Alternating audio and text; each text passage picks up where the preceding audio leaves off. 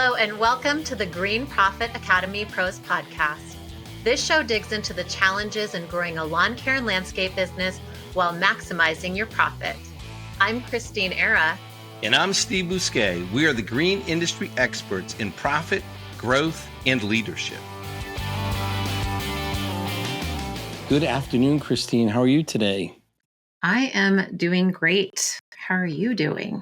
I'm good. It's freezing cold here in Connecticut. It's like -2 when I woke up. It's going to be high at 9 degrees. Probably the same with you in Colorado. It's been quite chilly here. Yep, we had a high of 8 degrees yesterday. So it's a lot better today, though. At least we get some sunshine. Hopefully it will melt some of that snowfall off and some of that ice mostly, because it's been quite slippery out there for anybody who's venturing out on the roads or even just trying to get your kid to school. You know, it's like a skating rink out on the main roads. So pretty icy. It's never good. No. Dangerous. Today, super excited. So one of the most searched topics on the Google world is ways to make more money, ways to have more revenue in your business, small business. And so today we're going to be talking about the top 5 ways to make more money in 2025. And we're going to be going over how you can do this in your business. And unfortunately, it's not going to involve going out and buying a lot of equipment. So if you had your shiny on, it's not going to involve that. And I just read a post today on one of the Facebook pages about is buying a $120,000 bark blower, a great idea. And I was so proud of the guys in that group, how they explained to the person how that is almost impossible to pay for itself. It would take 7 to 10 years before you're at break even. So awesome to see that kind of acumen going on in the industry. But today we're going to be talking about the top 5 ways that you can make more money in your business. Yeah, and a lot of these ways, I think, I love talking about strategy in business. I love finding profitability in business. I love when I can do both of those things together. It always makes my day. So a lot of these things, I think, really tie back to profitability as well as looking at not just raising that top line revenue, but the money that we are getting, how can we make it work better for us or to give us more and, let less of it walk out the door. Right. And I think, I had a couple conversations later in 2024 with a couple of people. They were like, I want to double the size of my business. And I'm like, well, I asked a few questions. What are you really looking for? And really it was, their spouse needed another $20,000 to $50,000 in the household income, right? I was like, well, do you want twice as many customers, twice as many trucks, twice as many employees, and twice as many headaches, or do you need more net income? And they were like, well, I really need net income. I don't want and really need all the other headaches. I'm like, well, I can get you to higher net income without all those other headaches. We just have to do some things to get some things aligned. And that's kind of what we focused on. So the things that I worked on with them is kind of what we're going to be going over today. Yeah. So the first one, which is always a super fun topic, I think we coach on this probably more than anything out the gate when we sit down with a new, client that comes in the door and they're trying to fix things, which is raising your prices. Oh no, the dreaded, I can't raise my prices. No, I can't. I'll lose all my customers, which is amazing because I have fallen into that trap. And I think we get pushback on that. But story after story, decade after decade, people who raise their prices, you end up losing the PETA customers, right? The pain in the ass customers, and the very best customers will stay with you and you make more money. So raising prices is the first thing. So what percentage are we talking about here, Christeen?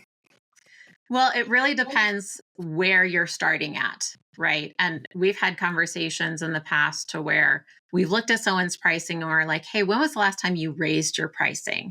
And they're like, well, I think we might have done a little bump about 3 years ago, and then 5 years ago there was a little bump too. But we're realizing that a lot of these companies haven't raised their prices, so they're many, many years behind where their price should be now. So it's very hard to tell because it depends on the company what amount you need to raise your pricing, right? So, one, we need to make sure that your pricing, when it serves your business model. So, what does that mean? Is your pricing covering the costs of how you do business and the service that you deliver in the market that you deliver it in? So, those are kind of the factors that come into play. And so, we could be looking at like a very little price increase, right? Like a 5 or 10%, or we might have to adjust it by quite a bit in order for you to stay in business, which it's harder to do those big leaps than it is just those little kind of baby steps moving it up year after year. Yeah, and that's the thing. Like I was coming up with a number like 2.5% up to 20%, depending, right? So if you have been raising your prices kind of frequently, maybe 2.5% is okay. But if you haven't raised your prices like in years, like Christine was referring to, it might have to be 15 to 20%. Or if we have customers that are way underpriced, trying to move them up 2.5%, 2.5% to get them to what, like, let's say you have a 20,000 square foot lawn and you're cutting it for $50 and it really needs to be $100. You're never going to get to the price that it needs to be at $100, raising it 2.5%. And sometimes you might literally have to go up to the rate that you would charge a new client. And just, if they cancel, they cancel. It's just what it is. You have to get those prices up to where they need to be to stay in business. You're paying that $50 that you are not getting from the client out of your own pocket. And so who pays for that, right? Your employees pay for it, you pay for it, your family pays for it, the future of your company pays for it, right? Because you can't grow. So the customer's getting a great discount, but the client's really putting your entire future in jeopardy. So, which I'm sure they're unaware of. They're paying their bills. They don't even know that. Right. So yeah, anywhere between that 2.5 up to could be 100% if you're way off base. So really, and I'm not a huge fan of like brush stroking all price increases, looking at really who are we losing on? Like, let's just be honest, like call losers on these accounts and get those like total losers raised up first. Definitely raise up everybody a little bit, 2.5%, but then really address those losers. And that will kind of put you right in the ballpark of where you need to be. Yeah. And I want to take a minute to kind of look at this from a different perspective, right? Because we've talked a lot about the financial perspective of it, to where, like, yes, we need to raise that price. And the price that you're doing it at right now isn't covering the cost. There's a different kind of strategy that we could bring in here. And a lot of the time, we know exactly what we're giving to our customers. We know the service outline, we know all the products that go with it, what we're going to do with it. Sometimes it's about the packaging, right? So when we're doing a price increase, we can educate our customers and outline, what are we providing in this service. They probably don't even know all the amazing things you're already doing and providing them.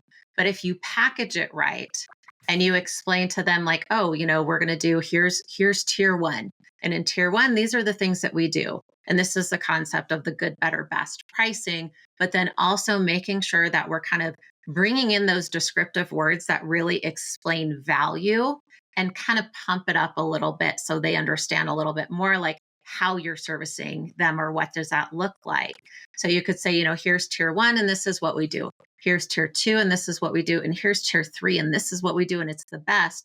And the way that you're outlining like what you're doing in each one of those can justify that price increase. Because if you don't have this already done and explain to your customers, to where you can show this to them on some sort of pricing sheet or something like that, I guarantee you they have no idea of all the great work that you're bringing to the table to provide the service that you are giving them. Yeah. Putting it down in writing is proven actually to get a better pricing, get higher pricing. Having things in writing and showing people what they're getting for that, what they're paying for, is a proven way to increase what you can charge people. So take a look at your loser customers, the customers that you're losing money on, and increase those first. and the most, and then the customers that you're marginally making money on, increase those the next largest amount, and then go up from there. And that's the thing, like if you're making a killing on certain clients, if you're just crushing it and you have a 70-80% gross profit margin, we don't want to tip that apple cart upside down. So that's why I don't like just brush stroking, because I have always found that there's people that are just, like a leak in my game that we're just not making money on. And that's where you need to fix it first. Plug the holes first, right? Yeah. All right. Next is stop low gross profit margin services. So what does that even mean? Yeah. So a lot of the time, and especially I would say in this industry, right? It's like we'll do multiple services in the lawn and landscape industry. So you might be doing irrigation, you might be doing mowing, cleanups, all of those things, right? Landscape, different types of landscape, lawn application. So you might be doing all these different types of services. And this kind of ties back to the pricing, right? Are you doing something that is costing you money, that doesn't have a high profit margin? And if you are doing that and you identify that, is it eating up or costing you money and capacity with your team? Which means if you stop providing that low cost service, can you then switch that team over to a higher profitable service that you're already providing? So when you look at, like, are you doing lawn mowing, or, how much you making per hour there? So if you send a guy out and he works 10 hours, he does $500 for the day, that's $50 an hour. And if they're weeding, and this is kind of, I get in with people, if you're weeding and they're charging $35 an hour on that same crew, he's only going to ever produce $35 an hour. And so you want to do as little as you can of the weeding at $35 an hour, and as much of the $50 or $80 an hour for mowing, right? And I'm just using these numbers as example, never charge based on my examples. Always charge based on your numbers. So if it's $85 an hour for mowing, but $50 for weeding, we want to do as little as weeding as possible, especially when we have lawnmowers sitting on a trailer. Now the blades aren't spinning. We're not getting any return on that equipment because we're hand pulling weeds, or we're using a hoe or whatever. We're doing things that are lower gross profit margin, lower revenue, but we also have equipment from another activity that is supporting that lower dollar activity. So those are things to watch out for. And people will fight me on that. And the math needs to math, right? The numbers need to add up in supporting what your activities are doing. So look at that. And same thing with like leaf cleanups, like how much are you charging for that? A lot of leaf cleanup numbers that I've seen are between $85 and $120 an hour per man. So per man hour, that depending on which equipment you have. So if you're charging less than that, really look at how much you're charging. Look at everything you're charging and see where you're making the most money. You want to sell more hours of that, and see where you're not making money, and you want to sell fewer hours of that. You always want to spend your time replacing the lower dollars with more dollars, higher dollars per hour. Right. And this could even be, and we've covered this, several times in prior conversations, is, why is it a low gross profit margin service? So that can factor into, and, it could be how big is your crew, or, what's your routing system, or various things. So really looking at not just like, hey, let's get rid of these services, but be a little bit curious and figure out like, well, why are these so low? Is it just, is it our pricing? Is it the size of our crew? Does it just not fit in our business model? Like, what are the reasons that this is a low gross profit margin service? So that way you understand. And I guarantee you'll feel better if you let it go, knowing a little bit more than just going, oh, that's not making us any money. Let's just get rid of it and throw it out. So, getting a better understanding of why is it low, and it's going to help you justify if you make that decision to get rid of that service, or give you a choice on how to change that service and make it into a higher gross profit margin service. And there are some services, no matter what we all have tried to do, it is almost impossible to get it up to other services, right? Like deep root feeding for trees. You're just never going to find another service it's the gross profit margin and dollars per hour are so high on that. It's hard to meet anything. And some other fertilizing is the same way, where like lawn mowing traditionally has been very difficult to get the same gross profit margins regardless of your routing, the mower size, the crew size. It's just one of those things. You can only get that gross profit margin so high. And you're just, so be aware of that. Like I've spent, and I've had many of my friends spend countless hours trying to outsmart that gross profit margin monster in lawn mowing. Trying to get it past the certain point. It's very, very difficult to do that. And we tried getting it with one-man crews, only taking certain size lawns, getting the routing. But even with that, because you're not capturing any gross profit margin off of any materials, so you don't have any material markups in that to capture additional margins. So it's all labor in mowing. So you can only ever capture so much margin in those labor-based activities.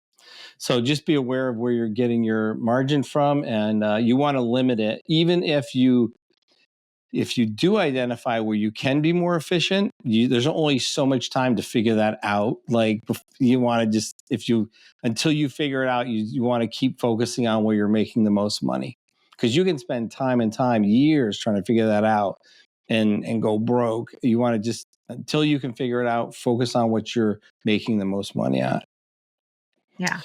All right. Next is improved estimating. And this is where I believe almost all of the money is made in contracting, is estimating correctly. Because I don't care if your mower is yellow, red, orange, or green, or your Z spray, your spreader sprayer is green, yellow, or red. If your estimating is incorrect, you're never going to make money. Right. Yeah, and I do agree. Like this is one of those areas, and I think in any industry, in any business, right? If we're not quoting the work and the material correctly, we're just burning through the dollars in a company. And this is one of the biggest price points. And I've worked not just within the trades industry on this, and pricing and estimating, but also in the professional service industry on this. And you would be surprised how many people really struggle with this. So, and it's not just about the dollars, right? Getting the dollars right. It's then that uncomfortable feeling that comes into place where it's like, oh, now I need to ask for this money. I need to bring this to them and ask for it.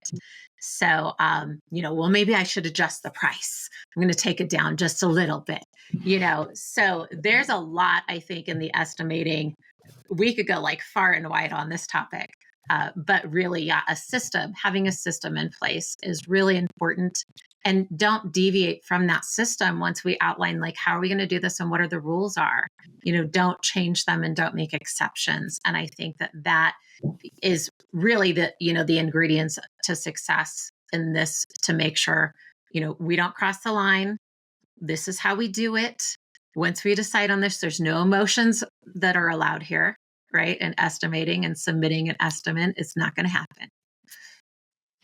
Yeah, I think, Christine, you're 100% right. Like systems and estimating is what really is the key, in a simple thing like pricing sheets, right? So estimating, you want to put good data into that system.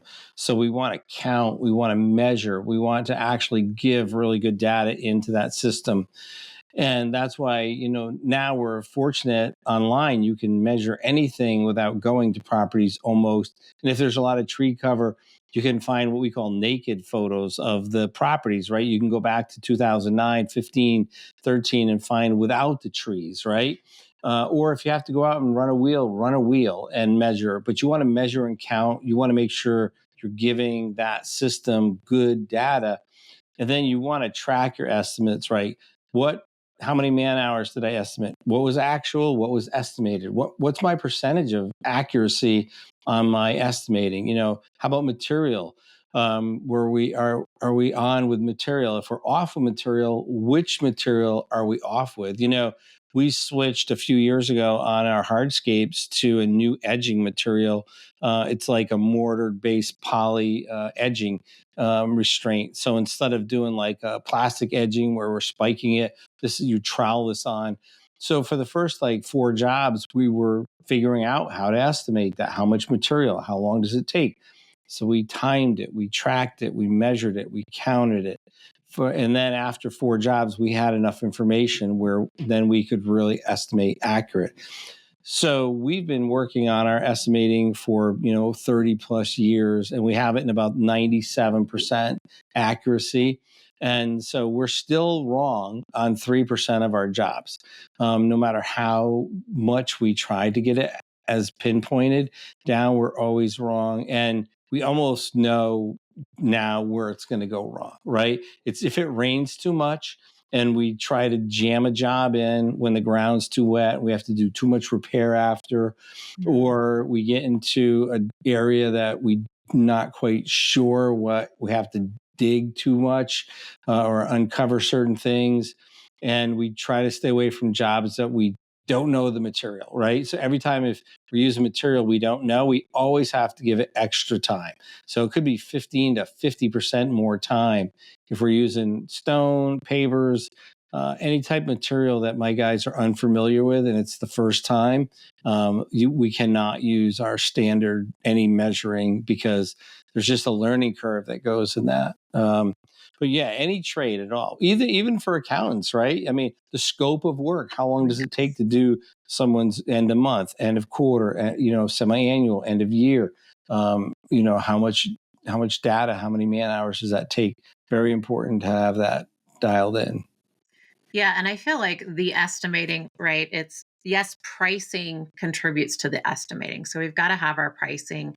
We also have to consider like, what are we bringing into that estimate, right? So you want to, like you said, Steve, make sure your man hours are priced correctly and, the equipment priced correctly, materials, but then it's how much do we need? So there's 2 sides of the coin is one is our pricing right on here. Then we get into, are we, figuring out the right amount of time?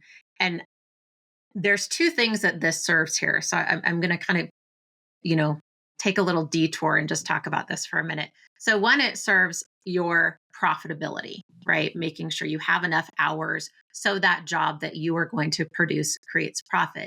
The other thing that it does, and it doesn't matter what business you're in, it gives your team members, your employees who are out there producing the job, the allotted amount of time maximum that it should take. So you're giving them an expectation to hit, which is another gap that we typically find in a business where we're like, well, your pricing's good and your estimating, it seems good. Like, let's what else is going on here? And we're finding, well, did you tell them how long it should take them to weed that bed? Did you tell them how long it, should take them to do, the patio stones? Like, what did you tell them? They're like, well, no, I didn't tell. Like, we just show up on the job and they're supposed to do it. Right. So there's 2 things that when you're getting your estimating really dialed in, that it's serving here. One, it's making sure that you're pricing the right amount and the right hours for that job. 2, it's giving you an expectation to share with the people who are out there producing on the job. Core Growth Strategies provides business growth management solutions through cloud accounting, bookkeeping, and strategic business consulting programs. Our team works with small businesses in lawn care and landscape and trade industries throughout the U.S. We increase our clients' business acumen by creating business performance transparency through financials and strategic advisement based on industry best practices and benchmarks. Our experienced team provides support, guidance, and coaching, thereby allowing our clients to connect with viable data and discover their own solutions. Core Growth Strategies programs and services are designed to get your business from where it is now to where you have always dreamed it to be. Visit us today at coregrowthstrategies.com and follow us on Facebook, Instagram, or LinkedIn. Don't miss our exclusive limited time podcast special. Just mention promo code GPA Pro to any member of our team during your complimentary consultation, or enter the promo code on our site when you sign up for one of our online programs. That's promo code GPA Pro. Yeah, laying it out. This is where you should be by 10 o'clock, noontime, 2 o'clock, 4 o'clock, day after day. Let them know, because they'll meet it. So where I find most people miss their estimating is in the travel time and loading and prep. So they nail the craft time. They know how much time it takes to do the work, but they'll bid 100 hours and it comes in at 120. And those 20 hours were in travel time and loading and prep. And they'll do it over and over and over again. And so they're only counting how long it's going to take to actually do the job. And that's where they almost always miss. I would say 90% of the time when I'm helping people work on their estimating or improve their estimating and pricing, that's where they're missing. They're forgetting to add travel time either as a line item or as in the overall estimate, or the prep and loading time. The other thing that I see where people miss is going back. Like usually when you do a landscape installation, there's a little bit of warranty time that people don't build in, or there's like a service. So after you do a nice landscape, we started billing in going hours to go back and clip any dead branch there might be, pull any weed that happened to pop up, do a walkthrough with the client, and we bill that back in. It could be anywhere between 4 to 8 hours. Maybe you're going to do it twice, but these hours start to add up. 4 hours on Mrs. Jones's job, 4 hours on Mrs. Smith's job. If you're doing 200, 300, 400 jobs a year at 4 hours a client, it gets expensive. So it's the little tiny 3-4 hours at a job plus the travel time is where I see people they just miss it. And I know, because that's where we missed it. Yeah. And one of the things I want to touch on, Steve, that you said is that unloading time and project setup.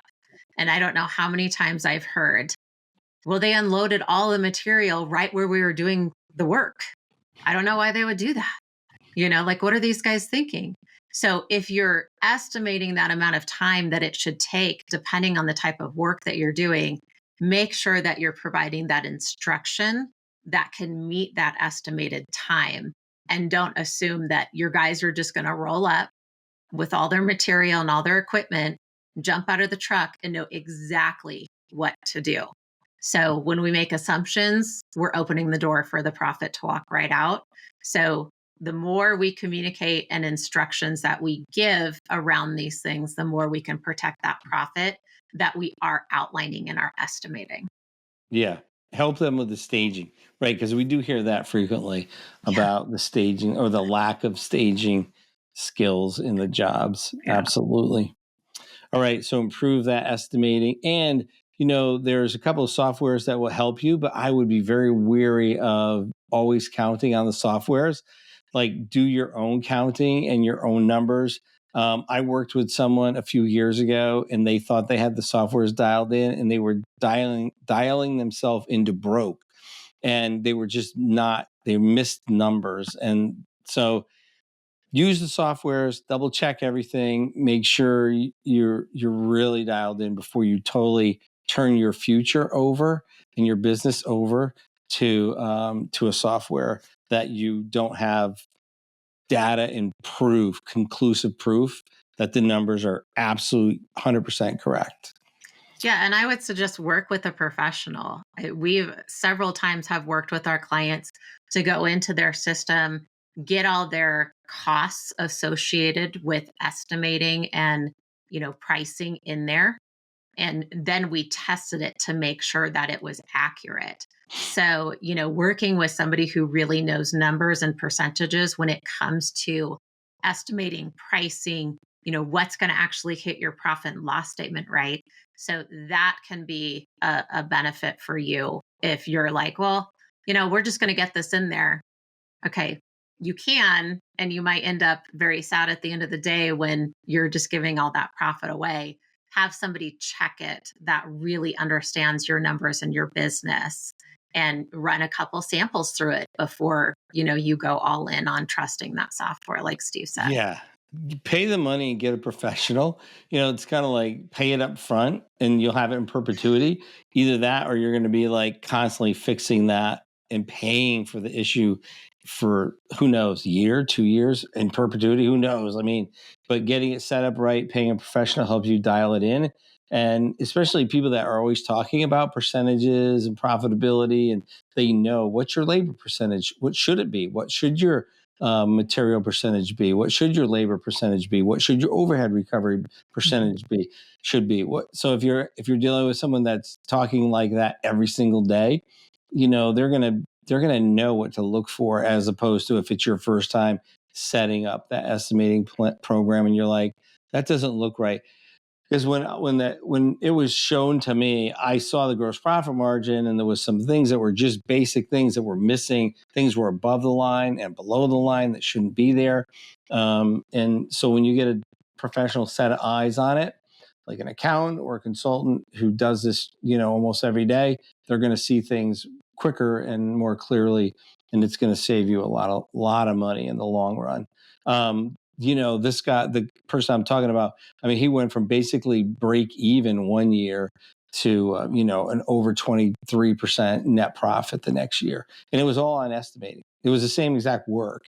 It's just that the program was wrong. It cost him a lot of money. All right. Next is better hires, easier said than done. So let's talk about that. Yeah, I feel like, and I look back at like our journey, Steve, and like we struggled with hiring, right? Until we got it figured out. So I feel like every entrepreneur at some point struggles with hiring, and you're going to continue to struggle with hiring until you solve it. And it's one of those things, you can solve it. We just have to invest in fixing it and solving it. And that's typically where, we find people that we're working with, or just even business associates that we talk to, and they're saying, oh, I'm losing money and this is happening. And well, tell me more about that. Okay, well, who's doing that work? Is it shared work? And you just keep asking questions, and we'll typically find that there was a bad hire. The person that they have that is doing the job is someone that they settled on because somewhere along the line, they figured they couldn't get better, or the hiring process was too long and too hard. Yeah. And I think you hit it right on the head. Too long and too hard. So that, hire slow, we've all heard that, right? But we're like, no, I need somebody now. And that can lead to, we've all done it. We hire too quick. That can lead to bad hires, and then rehiring, which slows everything down. So I have found slowing it way down and really taking the time to find the right person that fits our culture. Mm-hmm. And then we can train the skills to work for us. And so it really takes a long time to hire the right person. So you have to go through that slow, painful process of interviewing and finding people, but they stay. Mm-hmm. And you get higher productivity because they stay, higher profitability because they stay, lower headaches because they stay. So that slow is fast saying is just where you're going to end up with better hires. And like hiring grownups has really been the key for my company, like hiring adults, even if they're young, but mature people. In other words, they have the ability to either be coached, they're coachable, or they kind of already they don't need to know everything about the landscape of the lawn care industry, but they have the ability to listen and learn. They have the ability to act and behave like adults, like responsible grownups, make decisions, have some sort of common sense, take responsibilities for their actions, and just be polite, kind human beings. Yeah. That's definitely a good point, is that responsibility. And it really doesn't matter on age. We have both experienced that in our company. that emotional intelligence piece, like where are they? That common sense piece, right? That all contributes to that responsibility and maturity level. And I think that's a huge factor. And I have had it in people of all ages and even people that are younger that are more mature than, people that are even older than myself. So that's a huge piece. And the other thing is we can hire for culture. That's so important. We can hire, and teach them skill. But one thing is, and I don't want you to compromise on this, and we talk about it a lot, but it's strengths, right? So it's like we have the culture fit, we have the opportunity to teach the skill, like let's teach them the craft or let's teach them a few things. But then there's the strength that comes into play. And Steve talks a lot about strengths and how people have different strengths and what those are. And if we need, let's say we're hiring for a role and we need this person just to have this natural strength to where they have this attention to detail, right? We can't hire somebody that doesn't have that natural strength to attention to detail, because the attention to detail is not a skill you can teach. It's just part of who the person is. So think about that as well. And so there's these three things you don't want to compromise on, and think about that. And, it's the culture, the skill. Can they be coached and taught the skill that we need them to have? But do they already have the strength that we need them to have? And it's very hard to make that decision when the first two come into play and you're like, oh, I like this person so much and they're so coachable and I could teach them and they're a fast learner. But man, they do not dot the I's and cross the T's like I need to. Well, I'm going to hire them anyway. And then it's very sad because that hire doesn't turn out. So you might find, most of the boxes checked. Don't compromise that. And I've told this to my team. If you're not head over heels excited that this person is starting in this role, like giddy, it's the wrong person. And they're like, well, there, and then they hire them and then it doesn't work out. I'm like, you weren't giddy, were you? You weren't, head over heels. They're like, no, but I needed somebody. That's not our goal. So all the time invested in it is then lost, because then we go back to, the starting point to hire that person. Yeah. Yeah, you have to be really sure. Take your time. So we really implemented a working interview, a full day working interview. Mm-hmm. And that really helped us to kind of figure out at the end of the day, do we want them to work with us? Do they want to work with us? Are they a good fit? Do we think they have the skill? What kind of language were they using during the day? Were they paying attention? Were they on their phone all day? Did they have interest in this or not? And so, were they curious? Were they asking questions? So that working interview, we pay them for the day, has really been a huge game changer. But one of the things with better hires is we have to do a better job as an employer with onboarding. And we have to be a better employer, like you were saying, about laying out the expectations for them. When they show up, they want to know what is expected of them. Where should I be with my job at 10, noon, 2, and 4? Where can I show up with my strengths? How can I support the team with my natural innate abilities, themes, talents, and strengths? And onboarding is a big part of that. So, you don't have to have the most glamorous onboarding program in the world, but you need to have a solid onboarding program that is more than just, this is fill out your tax forms. So, definitely the more kind of robust the onboarding program and the longer it is, the longer employees stay. That is just a fact that has been proven over and over again. And employees that are involved in a 1-year onboarding program have the longest retention. And that could be as simple as meeting them monthly or quarterly and checking in with them and seeing where they're at and seeing what skills they need to develop and talking about the company, talking about their development. It doesn't have to be like, it's not an everyday thing. But if you do not have an onboarding program, definitely, that is something you want to look at developing beyond the filling out your tax forms or your paycheck information. Yeah, and if the thing I learned is because I struggled with this too, to where I'm like, okay, now they're here. What do I do? Like, I've got to like get these people grouped in. But I just kept asking myself the question because I didn't know all those things at the time. I didn't know what the full journey looked like or how I wanted it to look or anything. So the question I continuously asked myself is, how can I set them up for success? What does success look like for them? How can I set that up? So the more I asked that question, the more I learned about each phase of after their hiring, what that success was going to look like and how I can support it. And I just added a little tiny piece with every time I came to it, one little step.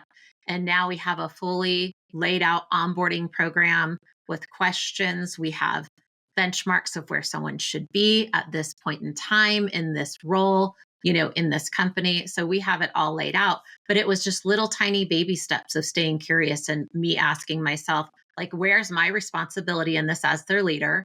And how can I set them up for success? And what does success look like for this role? And it helped me understand what that journey was going to look like, for all the hires that we were bringing in. Yeah, and the other part of better hires is paying more, right? So I struggle with some people that will call me up and say, this is my problem, I can't get good people. And then they tell me how much they're paying. It's not 1998 or it's not 2005, it's not 2014 or 2019 even. This is 2025, people. Like, minimum wage in the state of Connecticut is $16.50. We paid my lawn mowing foreman $16.50 in 1998. So when I hear people, well, I want to start them at $18 an hour, my mowing foreman, right? And they wonder why they struggle hiring really good people. So we have to think about, we want to pay as much as we can to get really good people. You're going to make more money. I have people who I pay above the average in the industry, above the average in this, but they also are the most highest profitable employees that I have. So there is a direct correlation between how much you pay people and how much they produce. They are A producers, A plus producers, and they get A plus salary for that. So and when you hire grown-ups, you have to pay them grown-up wages. Yes. So if you have someone that's willing to accept a 20-year-old wage, you might want to think about, did you just hire a grown-up? Or are you going to have to babysit them? Or are you going to have to constantly micromanage and follow them around? Because if they're accepting a 20-year-old wage, they're not keeping up. You can't live on that anymore. Yeah, and if it's something that you can't afford to pay them more, you need to adjust your pricing, right? So you need to go back to the table, look at your pricing, look at your estimating, make sure that's dialed in so you can afford the people that you want to and need to hire in your business. I think that's a really good point. That wage thing is really big. I want to share just a couple tips on like, how do we find these right people, right? I know Steve and I both, when we hire, when we put out an ad, we share the core values of the company and like what we stand for. That attracts the right people to even apply to the job that we're putting out there in the world. So they speak the same language, right? We look at, okay, well, who else, hangs out with these types of people, right? We have really good employees.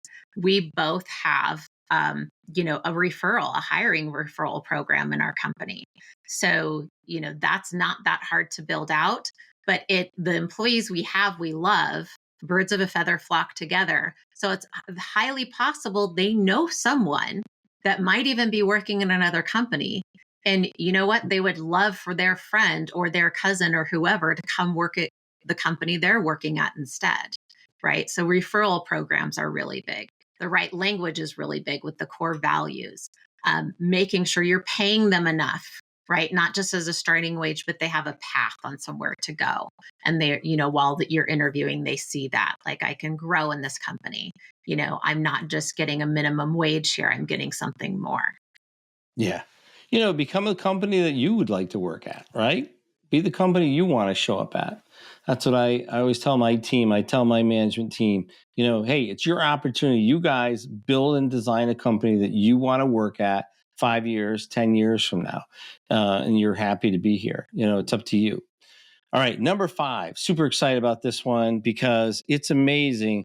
We put it on a graph. My team created a chart from all the way back to 2001.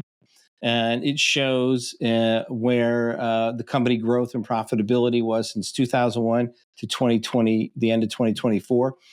And in 2011, I read a book called Simple Numbers, Big Profit. And you can see the year I read that book because the company net income doubled. And then you can see on the graph where I read Profit First and implemented Profit First because my company grew and the profits grew exponentially from the year we implemented Profit First. So since Profit First, we grew from about $2 million to over $5.5 million in 6 years, or 6.5, 7 years since implementing Profit First. And the crazy thing about Profit First is, and I was explaining this to Sid Sexton yesterday, the money is always where it's supposed to be. That's how the growth occurs, and the profit's always there, and the payroll's always there, and the taxes are always there. So this graph is crazy when I looked at it because it was this kind of steady, boring kind of growth. And then boom, Profit First. And not only did the revenue grow, but the percentage of profit grew right along with it. So number 5 is implementing Profit First if you're not. And if you are, and the next level would be to implementing advanced Profit First. Yeah, and that is something that, the book was written through 2020 and 2021.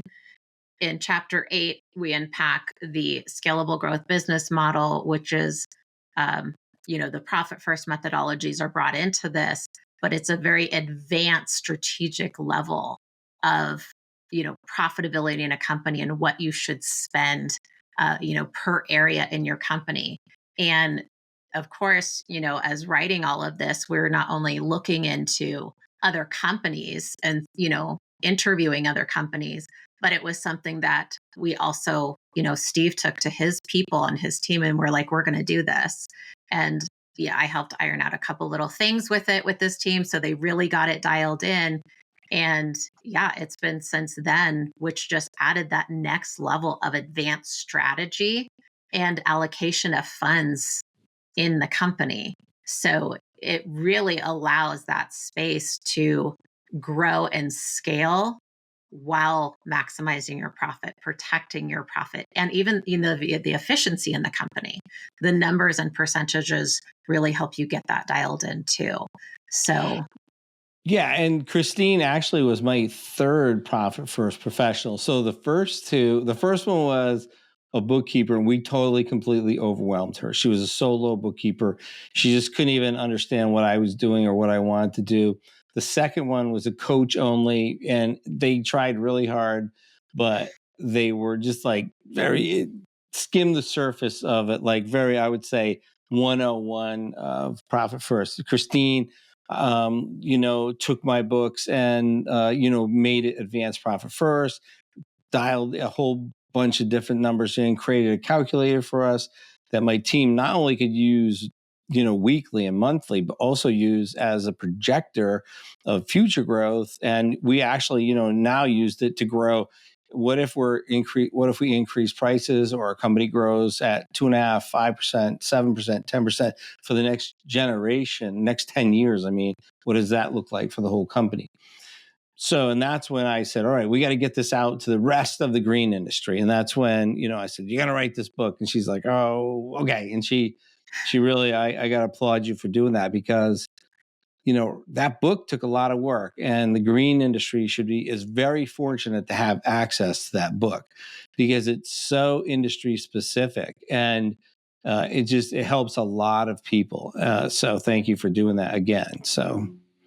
Yeah, and I want to put a huge thank you out there to everybody who has read the book. And I actually receive the emails that you all send in, right? So I receive them, I read them, reply to them.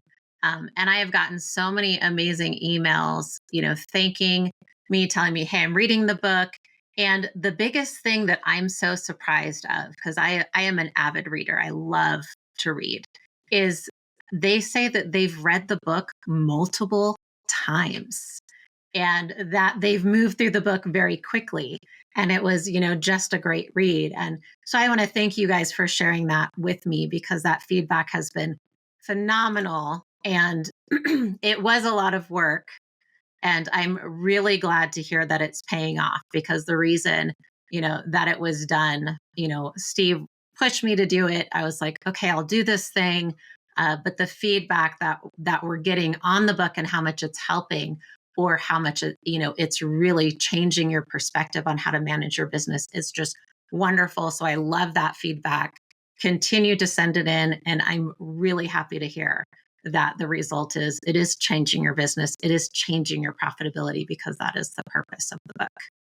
Yeah, and absolutely. So once you start focusing on profit first, you start making more money, because it totally shows you if you're undercharging, and if your percentages are off, why. And usually it's pricing, or the wrong mix of services, and how to fix that. So that's number 5, profit first, really the super important. So quickly, 5 ways to make more money in 2025: raise your prices, stop doing low profit margin services, improve your estimating, right? If you can improve it a little bit every year, you're going to make more money. Hire better people. They're always more profitable, and they give you less headaches. They're going to give you way more opportunity. And then implement profit first, or if you're implementing it, go to the next level with advanced profit first. So I am going to share in our show notes, if you have not gotten the book, The Profit First for Lawn Care and Landscape Businesses, I'm going to share a link to where you can get that. So if you feel like you're missing out, you won't have to feel that way anymore. You can get the book. I do read the book myself. So if you prefer audiobooks, then you can have that option as well, in addition to, getting a hard copy if you prefer that. I also want to share, because we touched on so many things that improve profitability in a business, and areas that I think just entrepreneurs on their own, they kind of struggle with, seeing this, working through the numbers. We have a really great triage program. It's a smaller version of a coaching program. I've heard really great, feedback from people who've gone through this program, and Steve has worked with them to really dig into some pricing strategies, making sure their pricing is right, looking at things and fixing things right out the gate.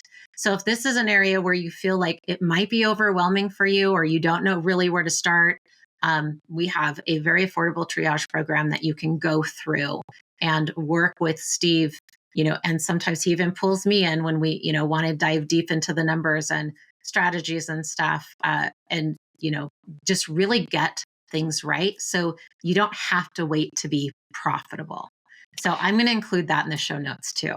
Yeah, you do not have to wait to be profitable.